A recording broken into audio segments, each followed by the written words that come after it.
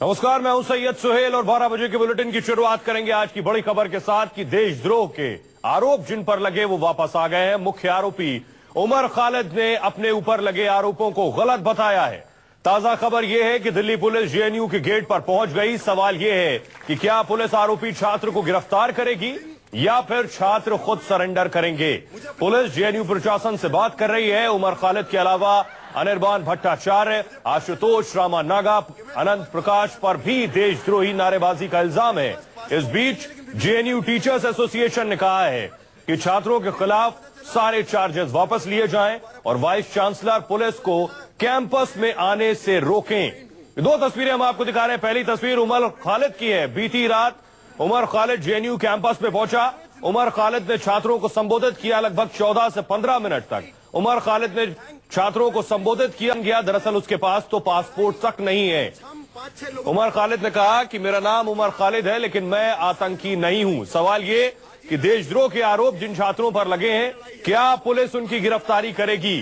क्योंकि खबर यह भी है कि जैसे ही पुलिस को खबर मिली कि ये छात्र जेएनयू पहुंच चुके हैं, प्रशासन की एक टीम जेएनयू गेट तक पहुंची। वहां इंतजार किया कि ये छात्र क्या खुद सरेंडर करेंगे, लेकिन वाइस चांसलर की तरफ से किसी तरह की इजाजत नहीं मिली।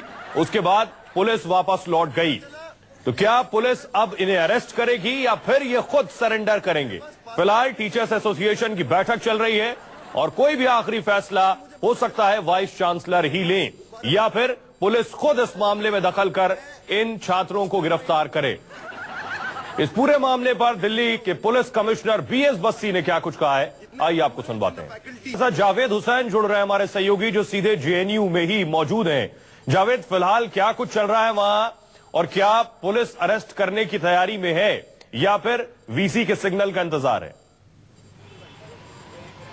जी देखिए, इस पूरे मामले में जेएनयू टीचर एसोसिएशन की मीटिंग चल रही है। उसके बाद सबसे बड़ी बात है कि दिल्ली पुलिस की जो नजर है वो वीसी के डिसीजन पर है। हालांकि जो रामानागा, उमर खालिद, ये लोग तमाम ये कह चुके हैं कि वो लोग सरेंडर नहीं करेंगे। अगर उन्हें परमिशन अंदर दी जाती है तो वो सीधा अरेस्ट हो जाएंगे। जेएनयू के बाहर दिल्ली पुलिस की मूवमेंट थोड़ी सी तेज हो गई है। तमाम जो अलग अलग ऑफिसर्स है वो अपने जिप्सियों में जेएनयू कैंपस के बाहर मौजूद है। तो कहीं ना कहीं वही दूसरी तरफ दिल्ली पुलिस कमिश्नर ने जो अपने बाइट में ये बोला है कि वो सलाह नहीं देंगे, वो अपील नहीं करेंगे। वो सलाह दे रहे हैं कि कानून का सम्मान किया जाए और जो स्टूडेंट हैं वो दिल्ली पुलिस को कोऑपरेट करे, इन्वेस्टिगेशन ज्वाइन करे। अगर वो गिरफ्तार होते हैं तो उसके बाद संविधान को माना जाए। इस तरह का उन्होंने बयान दिया। उनका कहना है कि दिल्ली पुलिस की टीम जेएनयू के बाहर मौजूद है।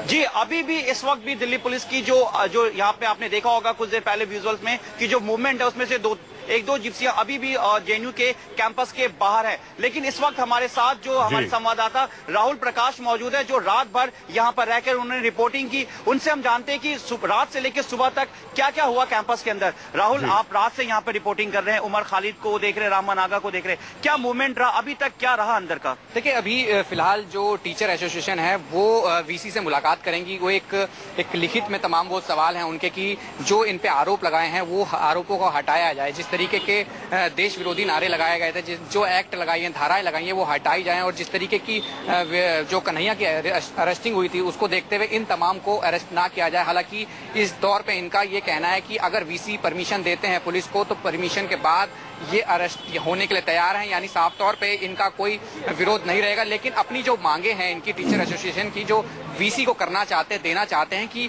जो धाराएं इन पे लगे हैं, जो तमाम ये करते रहे हैं वो हटा लिए जाएं। उसके बाद आगे का निर्णय होगा। लेकिन दिल्ली पुलिस ने भी साफ कर दिया है कि जो कानून के तहत काम होगा उनके पास ऑप्शंस हैं, क्योंकि जो मामले दर्ज हैं वो तमाम एक देश विरोधी और तमाम ऐसे धाराएं हैं जिनके खिलाफ यानी कार्रवाई होगी। लेकिन समय कितना लगेगा फिलहाल राहुल आप रात से वहां पे रिपोर्टिंग कर रहे हैं, क्या मूवमेंट है? जावेद, अगर राहुल बता सके संक्षेप में सिलसिलेवार ढंग से कि क्या क्या कब किस वक्त हुआ रात भर में।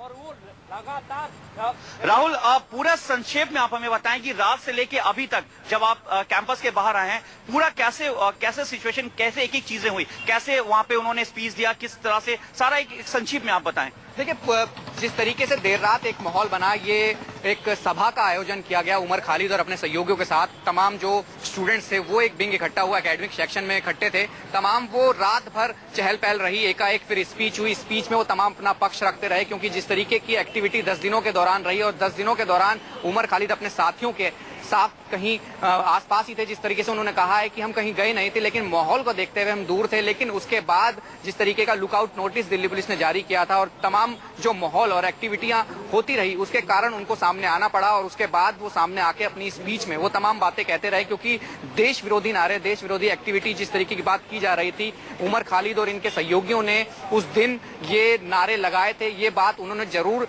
ये कहा है कि एक्टिविटी हुई थी देर रात, ये बताया गया था, लेकिन वो इन्होंने नहीं की थी। इनको ये था कि ये उस कार्यकर्ता हैं, ये चाहते थे कि जिन लोगों ने ये काम किया है उनको रोका जाए। ये अपनी बातें इन्होंने की है। इस बारे में उन्होंने कुछ बताया कि वो लोग कौन थे, कि नारा कैसे लगा? क्या उमर खालिद ने ये भी बोला कि वो उमर खालिद है, वो एक आतंकवादी नहीं है?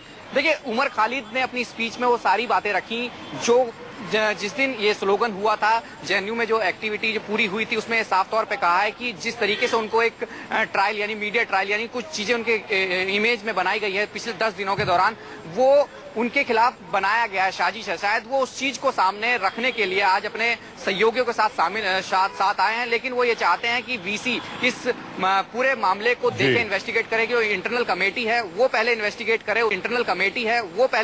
करे, उसके बाद कोई निर्णय ले, क्योंकि जो धाराएं इन पर लगाई हैं वो देश विरोधी हैं, यानी एक तरह से जो देशद्रोहियों पे लगती है। तमाम वो चीजें हैं, ये अपनी बात रखना चाहते थे। यही वजह है कि आज ये लोग सामने आए हैं और ये चाहते हैं कि पहले वीसी इसमें कोई फैसला ले, उसके बाद दिल्ली पुलिस जो इस मामले में पूरी कार्रवाई करे, वो पूरी तरीके से उसमें सहयोग करना चाहते हैं। और यही वजह है यानी छात्र ये कह रहे हैं कि वीसी जो भी फैसला लेंगे उस निर्णय को वो मानेंगे। राहुल प्रकाश को आप सुन रहे थे, हमारे सहयोगी पूरी रात जेएनयू में डटे रहे हैं, हर घटनाक्रम पर उनकी नजर थी और पल पल की जानकारी दे रहे थे। बहुत बहुत शुक्रिया जावेद आपका, राहुल आपका इस तमाम जानकारी के लिए। देशद्रोह के आरोपी छात्रों के जेएनयू लौटने के बाद से सबकी निगाहें यूनिवर्सिटी कैंपस पर टिकी हैं और यह अब तक साफ नहीं हो पाया है कि आरोपी छात्रों की गिरफ्तारी होगी या फिर वो सरेंडर करेंगे। दूसरी तरफ इस मसले को लेकर नेताओं के बयान भी आ रहे हैं। कांग्रेस नेता मनीष तिवारी ने कहा है कि पहले उन वीडियो की जांच होनी चाहिए जिनके आधार पर देशद्रोह के आरोप लगे। दूसरी तरफ जेडीयू नेता केसी त्यागी ने बीजेपी की मंशा पर सवाल उठाए हैं। सर